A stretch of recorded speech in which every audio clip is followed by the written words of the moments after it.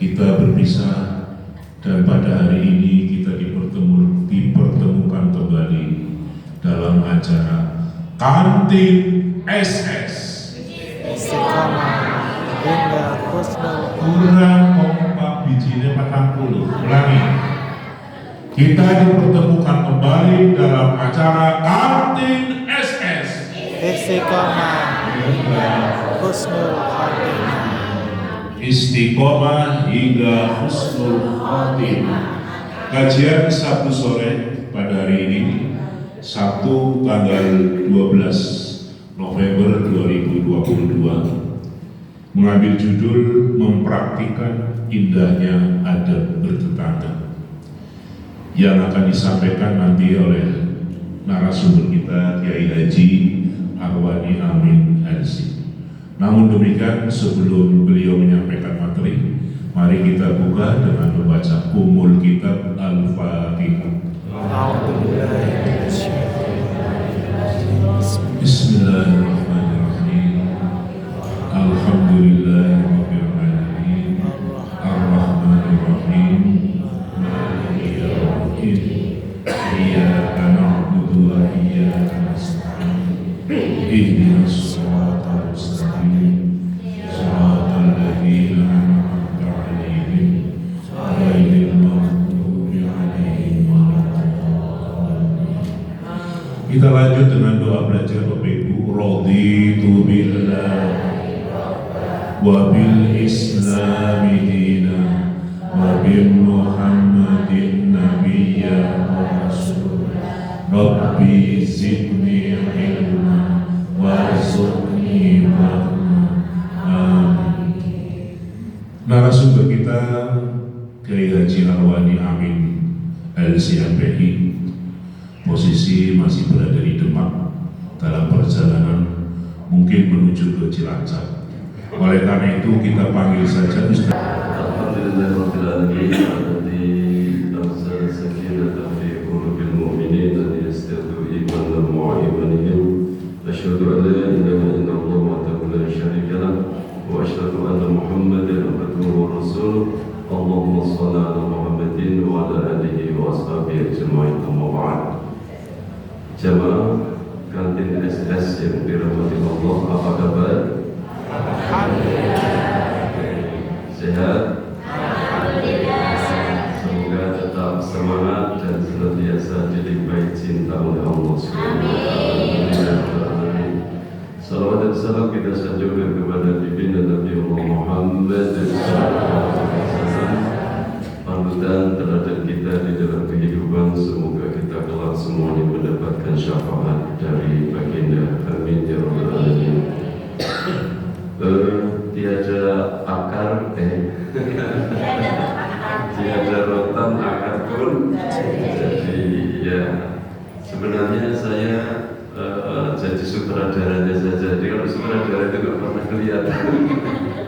Ya mudah-mudahan ibu sekalian nggak kecewa ya. Sebentar lagi insya Allah Ustaz datang karena di sana hujan deras, tidak ada mobil, kemudian adanya nge-grab, jadi baru nge-grab. Mudah-mudahan sebentar lagi sampai. Tapi sebelum sebelum kita mendengarkan tausiah dari Ustaz, saya sampaikan bahwa suatu hari seorang Sobiah bernama Ummu Hani, nama aslinya adalah Fakhitah binti Abi Thalib bin Abdul Muttalib. Beliau menanyakan kepada baginda Rasulullah, "Wahai Rasulullah, saya ini sudah tua, ya, tunjukkan kepadaku satu amalan karena saya telah menginjak usia senja, badanku sudah mulai lemah." Ya, faedah ini sebenarnya kalau zaman sekarang mungkin kita yang sudah pensiunan gitu guys, bertanya tentang amalan apa yang bisa dilakukan karena beliau sudah sepuh. Jadi ini amalan untuk yang sepuh-sepuh.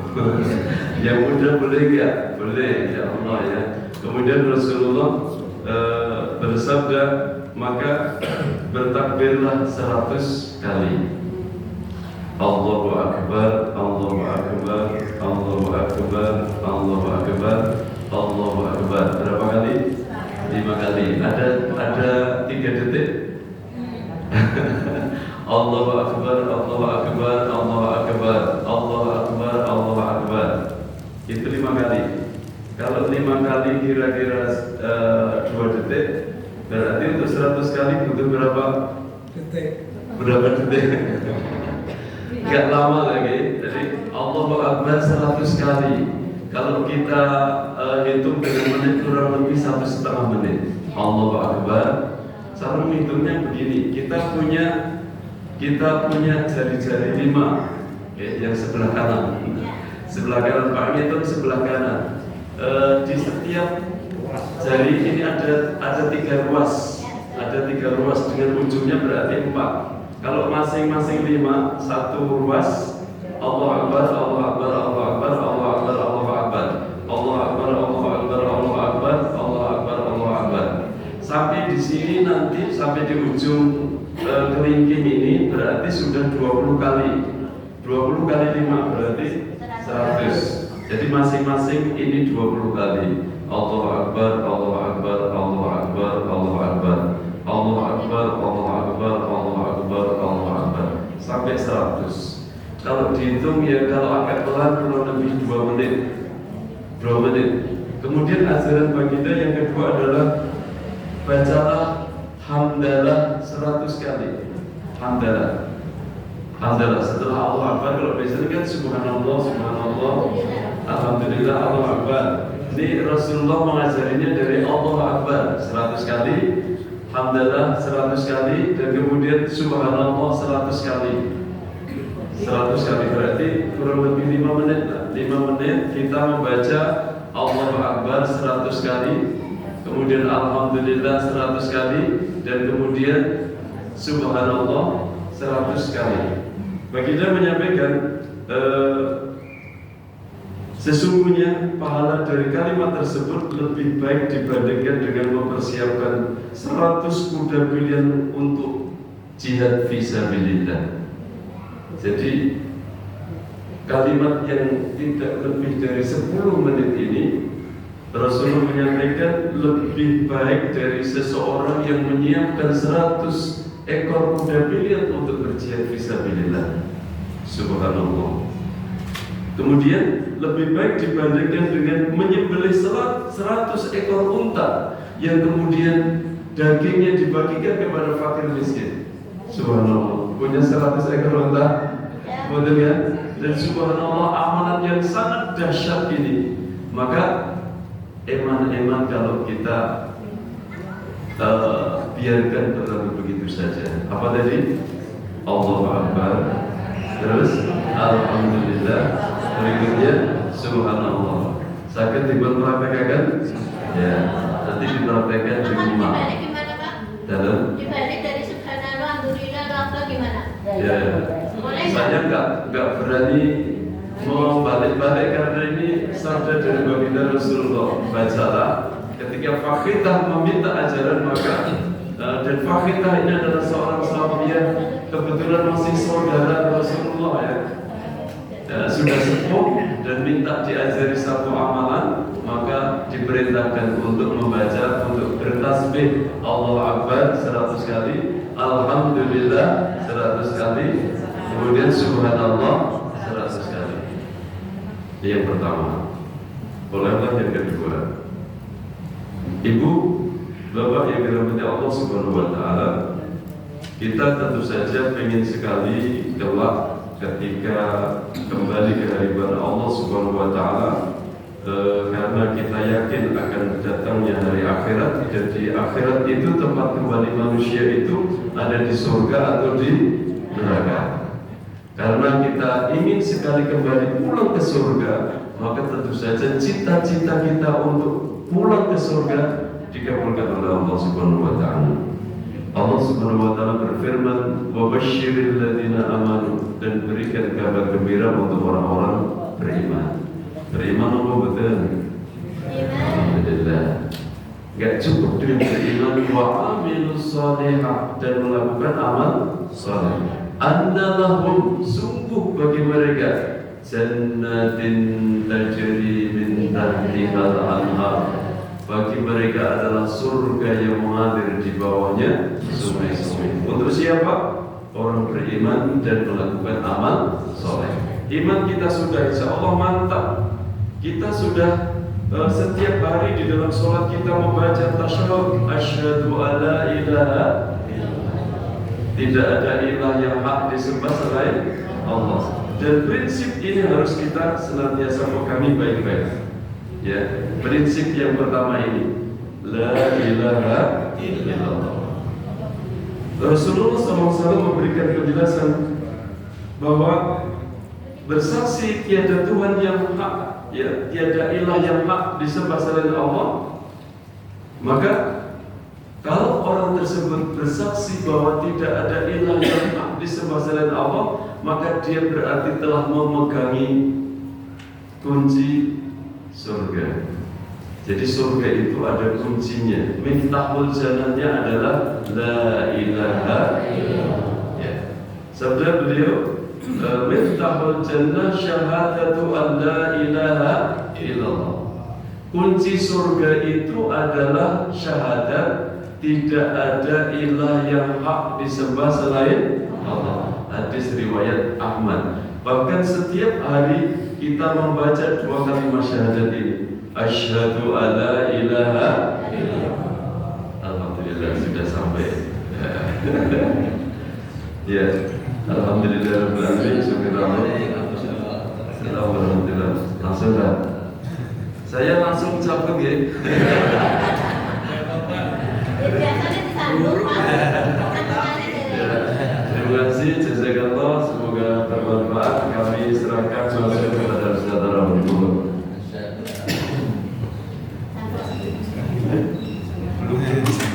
Ini baru pembukaan.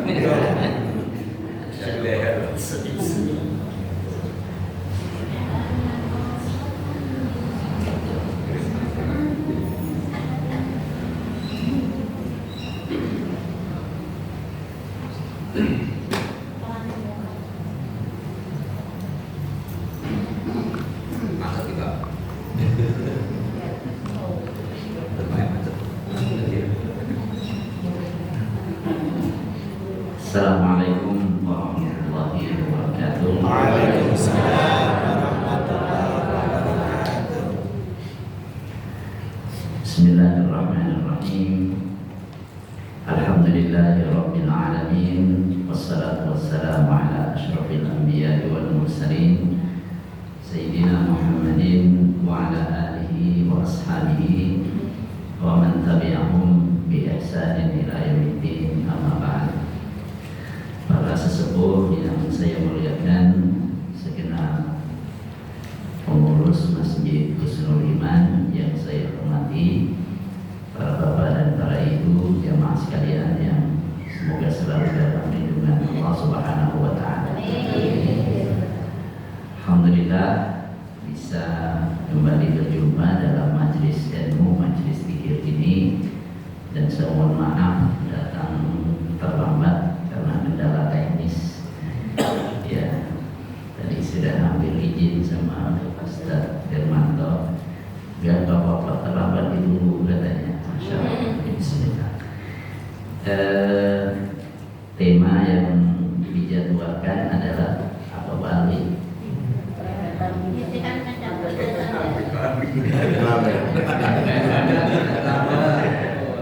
Kalau bicara Perhatikan indahnya adab bertetangga. Masya Allah. Jadi tentang adab bertetangga. Adab bertetangga. Dalam satu pepatah kata hikmah disebutkan al-jaru qabla dar. Al-jaru tetangga qabla dar itu sebelum rumah. Artinya kalau kita ingin mencari rumah tempat tinggal, perhatikan dulu macam apa kanan kirinya, macam apa tetangganya. Mengapa demikian? Karena baiknya tetangga membuat kehidupan kita sehari-hari dalam rumah tangga juga nyaman.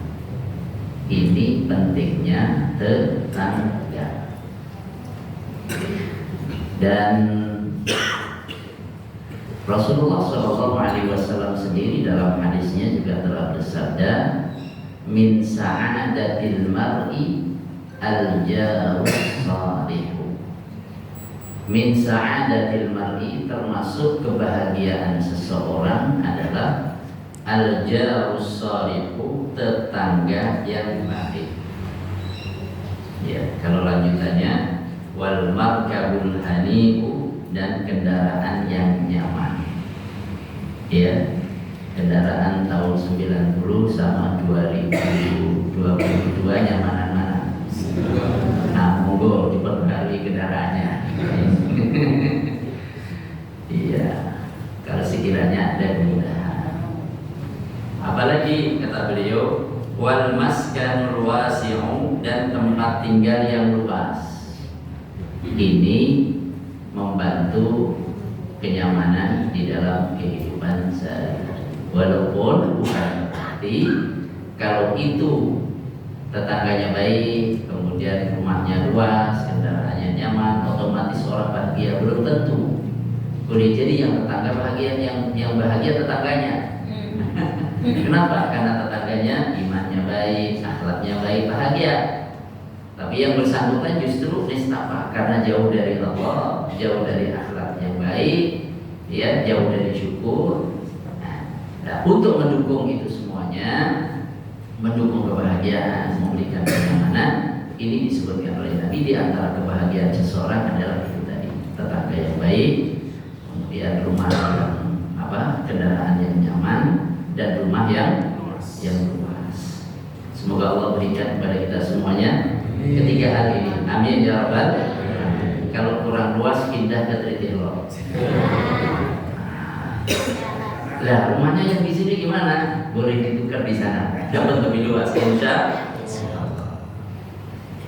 Para bapak dan ibu sekalian, begitu pentingnya tetangga, maka ada adab-adab yang perlu bersama-sama dijaga. Maka di masyarakat kita itu ada RT rukun tetangga, ada RW rukun warga. Supaya apa? Supaya untuk membantu kehidupan bertetangga itu masing-masing tahu tentang hak dan kewajibannya. Apa di antara adab bertetangga? Yang pertama adalah berbuat ihsan. Berbuat apa? Ihsan. Ihsan itu artinya berbuat baik. Itu berbuat baik kepada tetangga. Kira-kira kalau ada sakit, ya, perlu kemudian dibawa ke rumah sakit, yang bantu pertama siapa? Tetangga. Ya, ada yang kemudian di depan rumah mau masuk rumah susah karena apa? Umpamanya keselio kakinya, yang ikut bantu gotong siapa? Tetangga. Ya, maka jangan pernah meremehkan tetangga. Gitu. Adab yang pertama adalah berbuat ihsan, berbuat baik.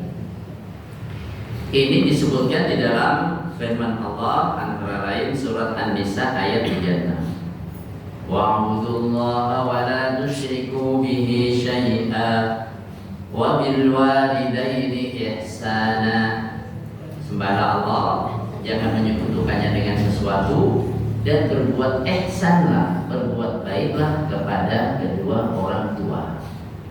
Kepada siapa lagi? Wabidil qurba, karib kerabat. Wal yatama, pada orang-orang yang anak-anak yatim. Wal masakin, orang-orang miskin. Wal jari dzil qurba, dan tetangga dekat. Ya, wal jari junubi, dan tetangga jauh. Tetangga yang ada hubungan famili, dan ada tetangga yang tidak ada hubungan famili. Ada tetangga yang dekat, tetangga yang jauh. Allah perintahkan kita berbuat ihsanah, berbuat baik pada mereka. Ini pesan dari Allah. Kalau sampai Allah berpesan, berarti itu adalah hal penting untuk menjaga kerukunan bertetangga. Kemudian Rasulullah SAW juga bersabda dalam hadis yang diriwayatkan Imam Muslim, "Man kana yu'minu billahi wal yawmil akhir yuhsin ila jarihi. Siapa yang beriman kepada Allah dan hari akhir, maka berbuat baiklah kepada tetangganya. Jadi berbuat baik kepada tetangga itu tanda orang beriman kepada Allah dan hari akhir. Karena orang beriman kepada Allah, orang beriman kepada hari akhir, di mana di sana ada balasan atas perbuatan baik dan buruk. Karena imannya itulah, maka ia terdorong untuk berbuat baik. Karena segala perbuatan baik yang dilakukan orang beriman, nothing tulus. Keren banget. Apa itu? Tulus. Ya, tidak ada sesuatu yang hilang percuma, nggak ada. Semuanya tercatat, ada balasannya. Jadi siapa yang beriman kepada Allah dan hari akhir, maka berbuat baiklah kepada tetangga. Apa di antara cara berbuat baik? Contoh disebutkan adab yang kedua, berbagi hadiah, termasuk makanan. Yang juga itu kan. Tadi ini udah bagi hadiah apa sama tetangga? Udah bagi makanan apa sama tetangga? Udah start gorengan oncom, alhamdulillah. Oncom enak ya? Enak. Apalagi goreng panas-panas, masya Allah itu. Kalau terus cabai apa? Cabai rawit. Sing dodol nang ini. Jangan kenal orang ya. Ya, murah beri. Tapi itu kan ampas satu. Ampas tapi sudah mengalami fermentasi, sudah mulai ada nilainya insya Allah. Jadi berbagi hadiah kepada tetangga. Mampunya banyak, alhamdulillah. Gak mampu banyak sedikit pun jadi. Maka Rasul berpesan kepada Abu Dzar Al-Ghifari, kata Rasul, "Idza tabakhta ya Abu Dzar, wahai Abu Dzar, idza tabakhta maraqatan." Kalau engkau masak marak. Masak apa? Marak. Marak itu gulai Arab, itu marak. Fa'akfir ma'aha, maka perbanyaklah airnya. Tangganya kasih airnya. Lumayan. Wa ta'ahad jiranaka, dan perhatikanlah tetangga-tetangga kamu. Jadi kalau kamu masak marak, masak gulai, perbanyak kuahnya, perhatikan tetangga kan. Tapi masaknya nggak banyak, tapi baunya kan nyampe itu kan? Baunya kedengeran itu sampai tetangga. Ya, saking tajamnya tuh bau. Makanya jangan pernah meremehkan hadiah walaupun sedikit. Sedikit mau ngasih nggak enak, malu. Akhirnya sedikit enggak, banyak juga enggak. Akhirnya jadi orang enggak. Nah, kadang buat jadi orang enggak. Jadi orang tidak, banyak tidak, sedikit. Makanya kita mampunya sedikit. Insya Allah dengan hati yang tulus, dengan suasana kedekatan hati itu, masya Allah dihargai. Maka Rasul juga telah berpesan tentang hal ini, karena kemungkinan orang kan karena sedikit mau ngasih gak enak. Maka Rasul berpesan, ya nisa al-muslimat, wahai wanita muslimah, wanita muslimah, la tahqiranna jaratun li jaratiha, janganlah seorang tetangga meremehkan pemberian kepada tetangganya, walau firsa nasyatin, walaupun hanya berupa teracak kambing. Kalau kikir kan masih lumayan. Kikir itu kan sepatunya, bukan hanya sepatunya kambing kan? Nah, kambing itu kan ada bagian kaki yang telapakannya itu firsan.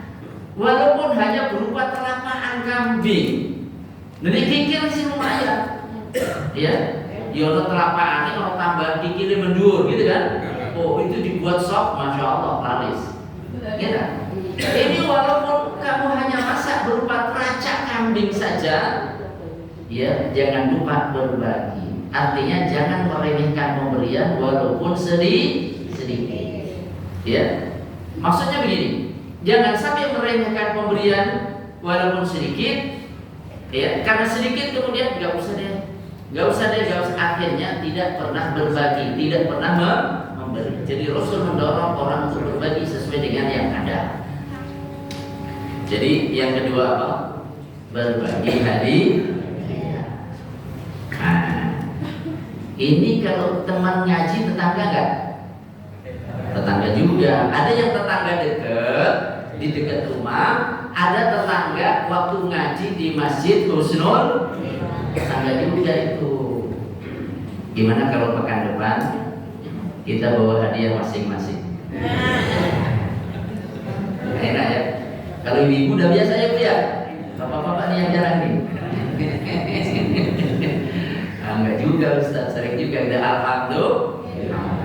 Tahadu tahabu, saling berbagi hadiah kamu sekalian agar kalian saling mencintai. Gitu. Yang ketiga, mendahulukan tetangga terdekat. Mendahulukan tetangga terdekat. Pernah Aisyah radhiyallahu anha bertanya, "Ya Rasulullah, inna li jaraini." Sesungguhnya saya memiliki dua tetangga. Fa ila ayyihima uhdi, kepada yang mana aku beri hadiah. Jadi ini hadiahnya pas-pasan. Kalau bagi dua romantis. Terus saya berikan ke siapa ya Rasulullah? Ini tetangganya yang dekat ada dua ini. Jawab Nabi, qala, beliau bersabda, ila aqrabihima minki baban, kepada yang pintunya lebih dekat sama kamu. Jadi kalau mau ngasih dua gak mampu, gak cukup, adanya cuma satu yang kita bisa berikan hadiah. Ini pertanyaannya, kepada siapa yang didahulukan? Kepada yang pintunya lebih dekat kepadamu. Coba, pernah gak kita? Pernahkah anak kita melihat tetangga pulang, kemudian beli ini beli itu, kelihatan? Pernah dia? Alhamdulillah beli amnya. Kemudian alhamdulillah beli roti. Oh, ini main teman dulu. Kemudian beli ini beli itu, masya Allah. Lihat tetangga dekat, pintunya dekat, adep-adepan, lihat. Makanya pesan Nabi, yang paling dekat pintunya sama kamu itu dahulukan. Sebab kalau ada apa-apa itu melihat. Gitu. Ya, yang ditombo tombol apa? Tombol enak ya sama beli ini beli itu. Tapi kalau ada bagi hadiah maka di sini penyakit hati itu bisa dinetralisir. Yang keempat, membantu kesulitan. Ini keutamanya sangat besar. Membantu kesulitan. Ya, tetangganya arep mangkat motorik bani gempes. Bingung belum pompa, wah pompa nanti ya. Nah, ternyata pompanya hilang, pompanya. Oh sini, saya ada pompa, ambilin, bantu kesulitan. Tampaknya sederhana, tapi masya Allah itu sangat berpengaruh. Ya kalau gara-gara pompa gak jadi berangkat kan repot juga kan? Ya, padahal itu urusan penting. Kita bisa membantu kesulitannya.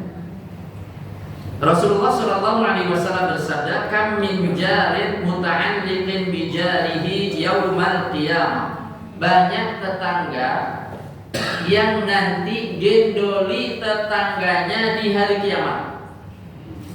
Gendoli. Understand what the meaning of gendoli? Yes. Ya. Kam min jarin, berapa banyak tetangga muta'alliqin bi jarihi yang digelayuti digendoli oleh tetangganya pada hari kiamat. Yaqulu, yang gendolin itu berkata, "Ya Rabbi, wahai Tuhanku, hadza aghlaqa babahu duni fa mana ma'rufahu." Orang ini menutup pintunya terhadapku dan menghalangiku dari kebaikannya. Orang ini menutup pintu dan tidak mau berbuat baik kepadaku. Digandoli nanti di akhirat. Maka jangan sampai tetangga kita gandoli kita di akhirat karena kita tidak pernah berbuat baik kepada ini tetangga. Haknya luar biasa. Iya, hanya luar biasa. Sampai-sampai Rasul Shallallahu Alaihi Wasallam diwanti-wanti sama malaikat Jibril. Sering diwanti-wanti sama tetangga. Muhammad berbuat baik kepada tetangga. Diwanti-wanti dari waktu ke waktu. Kata Nabi, "Mazala Jibril yusini bil jar hatta dhanantu annahu sayuwarrithu." Jibril itu tak henti-hentinya berwasiat kepadaku agar berbuat baik kepada tetangga, sampai-sampai saya mengira bahwa Jibril akan memberikan hak waris kepada tetangga. Walaupun tidak sampai memberikan hak waris, tapi malaikat Jibril pesannya bertubi-tubi kepada Nabi untuk berbuat baik kepada tetangga. Menunjukkan apa? Menunjukkan betapa besarnya hak tetangga. Tetangga itu kan ada 3. Tetangga, ya tetangga. Yang kedua, tetangga masih ada hubungan famili. Jadi yang pertama tetangga saja, nggak ada hubungan famili. Yang kedua tetangga dan ada hubungan famili lagi. Yang ketiga, ya tetangga, ya ada hubungan famili, ya sesama muslim, haknya lebih besar. Yang bukan famili